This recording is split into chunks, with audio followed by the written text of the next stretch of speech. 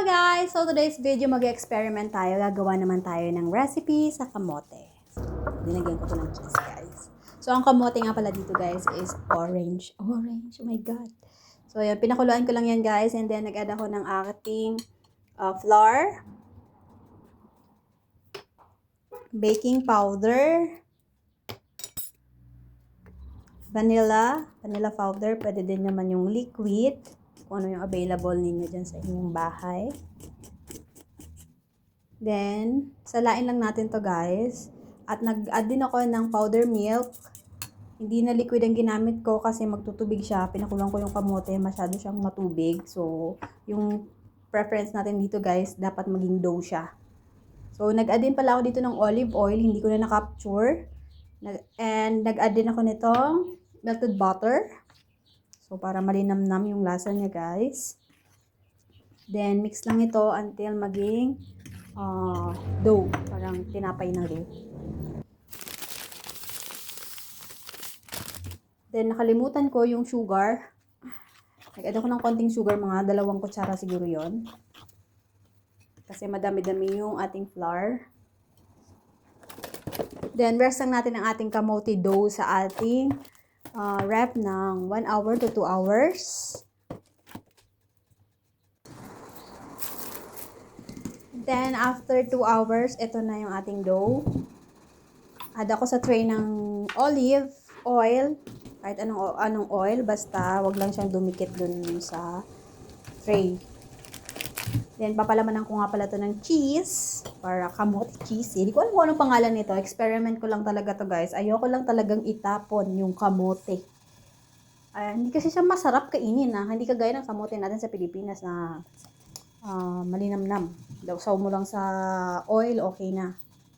So, ayan. Ibilog-bilog lang natin to guys. Bahala ka na kung paano mo gagawin. Pwede mo siyang gawin parang donut. O bahala ka na kung anong gusto mo. Dahil ito naman ay experiment lang naman guys. Pero masarap. Try nyo talaga to. Magugustuhan to ng mga anak nyo.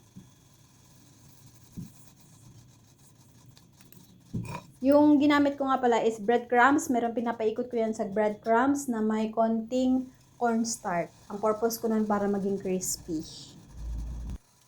So, repeat the process lang hanggang maging ganito na. And then, meron na kayong preheat na oil.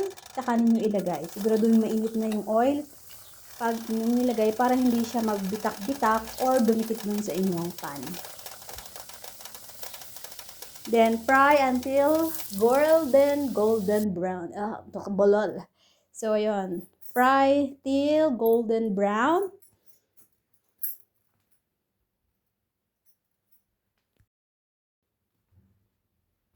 Baliktarin na natin, guys. So, ayan. Medyo dark na to. Dapat hindi ganito ka-dark to. Kalimutan na.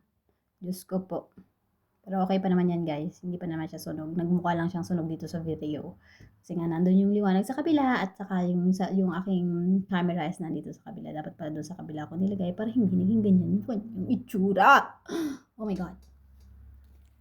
So, hahanguin na natin itong ating first batch. So, ilagay natin sa tray para tumulo yung mga mantika excess oil. Para mag-dry siya.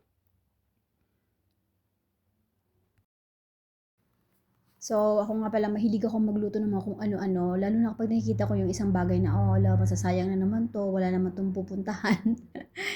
Hahanap ako ng recipe ko anong dapat kong gawin sa kanya. So, ayan na nga guys. Ito na yung second batch natin. And then, titikman na natin ang ating kamote recipe. So, yun. So, ito na nga. Ayan, sobrang cheesy nito guys. Sobrang sarap. Di ko akalain ganito yung kalalabasan niya. So, try it at home. So, ayan lamang guys. Thank you for watching. Don't forget to like and subscribe and press the bottom bell for my next video. Bye!